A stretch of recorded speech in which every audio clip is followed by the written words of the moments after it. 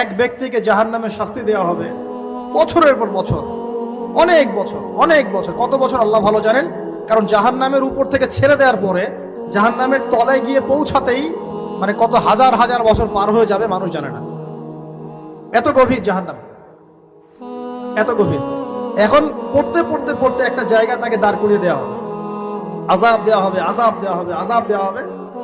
এক পর্যায়ে সে চিৎকার করতে থাকবে, ইয়া মান্নান ইয়া হান্নান, ইয়া মান্নান ইয়া হান্নান। এভাবে চিৎকার করতে করতে, এগুলো আল্লাহ পাকের নাম। এগুলো কি আল্লাহ পাকের নাম। আল্লাহ পাক বলবেন, দেখো জাহান্নামের অতল গভীরে কোন আমার বান্দা আমাকে ডাকছে, কি হাজত তার, নিয়ে আসো। ওকে জিজ্ঞাসা করা হবে কি প্রয়োজন। সে শাস্তির অভিযোগ করবে, শাস্তির অভিযোগ করে তাকে বলবে যে আমার এই শাস্তি আমি সহ্য করতে পারছি না, আল্লাহ আমাকে এইটা দাও, সেইটা দাও আমাকে, আমি যেখানে থাকি সে থাকার জায়গাটা ভালো না, আমি যেখানে বসি বসার জায়গা ভালো না, এরকম অনেক কথা বলতে থাকবে। আল্লাহ পাক তখন তার গুনাহগুলোকে স্মরণ করাবেন, মানে তার এই অবস্থা কেন হলো এটা স্মরণ করাবেন। এবার সে ব্যক্তি পিছনে ফিরে, তাকে আবার পাঠিয়ে দেওয়া হবে, যাও পিছনে ফিরে যাও। তো যেতে যেতে সে তাকাবে পিছনে ফিরে, বারবার তাকাবে আর বলবে, আল্লাহ তোমার রহমতে আমাকে একবার সেখান থেকে তুমি বের করে নিয়ে আসছো, আল্লাহ দ্বিতীয়বার আমাকে সেখানে পাঠাও, আমি তোমার রহমতের আশা রাখি যে তুমি আমাকে মাফ করে দিবে। আল্লাহ পাক বলবেন, আমার রহমতের ওসিলায় সে আমার কাছে চেয়েছে, যাও আমি তাকে মাফ করে দিলাম। এই জাহান্নাম থেকে বের করেও আল্লাহ পাক অনেক মানুষকে কি করবেন, জান্নাতে দিবেন। এটা আরেক ব্যক্তিকে মাফ করেছেন আল্লাহ রাব্বুল আলামিন, যে তার সন্তানদেরকে বলেছিল আমি মারা গেলে আমার লাশটাকে পুড়িয়ে ফেলবা, অর্ধেক ছাই বাতাসে ভাসিয়ে দিবা, অর্ধেক ছাই সাগরে ভাসিয়ে দিবা, বাতাসে উড়িয়ে দিবা, সাগরে ভাসিয়ে দিবা। আল্লাহ পাক ছাই জড়ো করেছেন, করে বলেছেন কেন করেছো এই কাজ? সে বলবে মিন খাশিয়াতিকা ইয়া রাব্বি, হে আল্লাহ তোমার ভয়ে কাজ করেছিলাম, আর তুমি খুব ভালো করে জানো হে আল্লাহ আমি তোমার ভয়ে করেছি না অন্য কোনো কারণে করেছি। আল্লাহ পাক তাকে বলবেন, যাও আমি তোমাকে মাফ করে দিলাম। এক নারীর কথা আসছে, ব্যভিচারী মহিলা, জিনা করে, পতিতা মহিলা, একটা কুকুরকে পানি পান করিয়েছে, আল্লাহ তাকে মাফ করে দিয়েছে।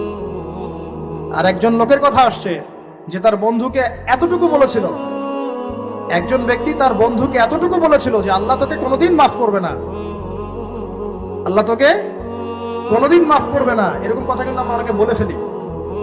আল্লাহ পাক মৌতের পরে এই দুই ব্যক্তিকেই ডাকবেন, কিয়ামতের মাঠে ডাকবেন, এটা বারজাকে হয়েছে। বলবেন, আমার রহমত নিয়ে কথা বলার এখতিয়ার তোমাকে কে দিয়েছে? আমি কাকে মাফ করব কাকে করব না এই কথা বলার এখতিয়ার তোমাকে কে দিয়েছে? আজকে আমি তাকে মাফ করে দিলাম, তোমাকে জাহান্নামে দিয়ে দিলাম। চাপ। একজন ব্যক্তির কথা আসছে, 99টা খুন করেছে, তওবা করার সুযোগ আছে কিনা খুঁজতে গিয়েছে। এক আবেদ যে ইবাদত করে, আলেম না আবেদ, সে বলেছে কোনো মাফ নাই, ওকেও হত্যা করে 100 পূর্ণ করেছে। পরে অন্য এক আলেমের কাছে গিয়ে তওবা করেছে। আল্লাহ পাক তার জান কবজের সময় ফেরেশতাদের দূরত্বকে পরিমাপ করে এই ওসিলায় আল্লাহ রাব্বুল আলামিন তাকে মাফ করে দিলেন। অতএব আল্লাহ রাব্বুল আলামিনের এই বিশাল রহমত আমরা পাবো, আশাবাদী ইনশাআল্লাহ।